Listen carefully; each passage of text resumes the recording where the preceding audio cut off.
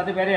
ಅದು ಬಂದು ಅಲ್ಲಿಂದ ಬಂದು ಇಷ್ಟೆಲ್ಲ ಮಂದಿ ಕೂಡಿಸಿ ಇದು ಮಾಡ್ತಾರಲ್ಲ, ಅವ್ರಿಗೆ ನಾವು ಭಾಳ ಧನ್ಯವಾದಗಳು. ಮತ್ತು ನಮ್ಮ ಹಿರಿಯ ನಾಗರಿಕರಿಂದನೂ ಧನ್ಯವಾದಗಳು. ಹೀಗೆ ಹಿರಿಯ ನಾಗರಿಕರು ಯಾಕಂದ್ರೆ ಇವತ್ತು 65-70 ವರ್ಷ ಆಗಿಂದ ಇಂಥವೆಲ್ಲ ಕಾರ್ಯಕ್ರಮ ಮಾಡ್ಕೊತ ಹೋಗಿಂದ ಎಲ್ಲರಿಗೂ ಹಿರಿಯರಿಗೆ ಒಂದು ಇದು ಬಂದಂಗಾಗೈತಿ. ಅದಕ್ಕೆ ಅವರು ಈಗಿಂಥ ಕಾರ್ಯಕ್ರಮ ಹಗಲಿಲ್ಲೇ ಅದನ್ನು ಮಾಡೋದ್ರಿಂದ ಭಾಳ ಅನುಕೂಲ ಆಗೈತಿ.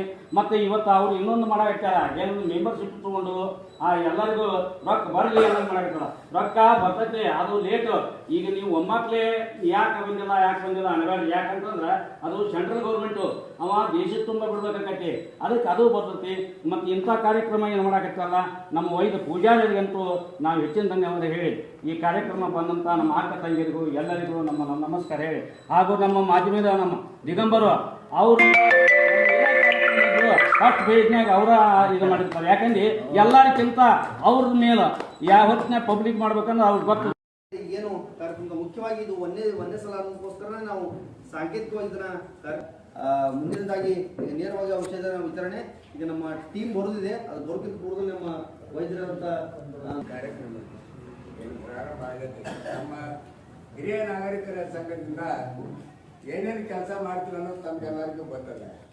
ಯಾವ ಉಚಿತವಾಗಿ ಸಿಗ್ತೈತಿ ಅವ್ರನ್ನೆಲ್ಲ ಕರೆಸಿ ಅವರಿಗೆಲ್ಲ ಒಳ್ಳೇದಾಗಲಿ ಅನ್ನೋ ಒಂದು ಉದ್ದೇಶದಿಂದ ಈ ಮೇಲಿಂದ ಮೇಲೆ ವಾರಕ್ಕೊಮ್ಮೆ ಆಗಲಿ ತಿಂಗಳಿಗೆ ಎಲ್ಲ ಕೆಲಸಗಳನ್ನು ಮಾಡ್ತೀವಿ.